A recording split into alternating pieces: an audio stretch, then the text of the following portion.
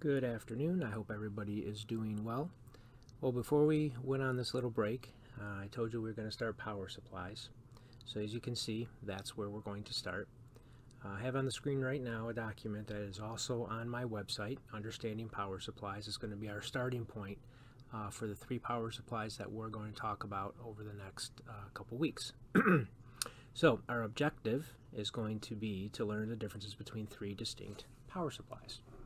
One will be the half-wave rectifier, one will be the full-wave rectifier, and then of course the bridge rectifier. You should be familiar with these 3. I had you do an assignment on them about 2 weeks ago, a little bit of research.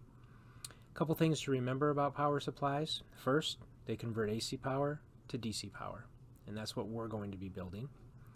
They use diodes to rectify an AC signal. You're familiar with diodes.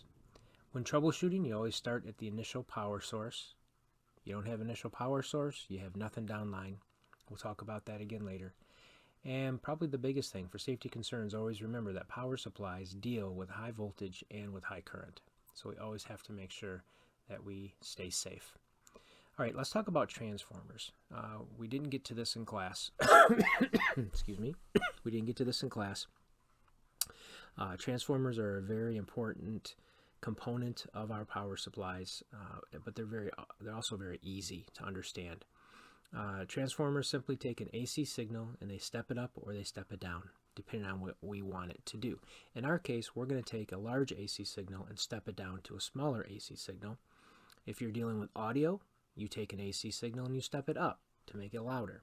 So, for example, if we have a 200 volt signal, AC signal coming out of a wall, I'll just say a wall, but usually it's 120, but for this example, 120 volt AC signal, but we only need 20 volts. So we want to take 200 volts, which is pretty high, knock it down to 20, so it gives us something easier to work with. What we would choose is a 10-to-1 transformer. What that means is it has a 10-to-1 ratio. It steps it down by a factor of 10. So you get that by just simply taking and dividing the 200 by the 10 to get your 20. This is the original voltage, this is our ratio, and that's what we're left with. It's really that easy. Very simple math. I have another example here that you can look at, and I also have a little problem here that you can work on that should take you a matter of seconds, just to make sure you understand it. You'll see it again in the simulator. So what we're going to do today is start with the half-wave rectifier. We're going to begin by constructing this on a simulator. I told you I was going to look for a simulator, and I did. I found one that's actually made by Multisim. On my website, there's a link to it. It's online. You don't have to download anything.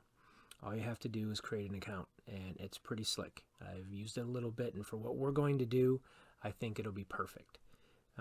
But for a half-wave rectifier, consists of 4 components: a power supply, a transformer, which we just discussed, a diode, which you're familiar with, and resistor, which you're familiar with. The resistor is going to be our load. Remember, we always have to have a load. Okay? So, this is what we're going to start with.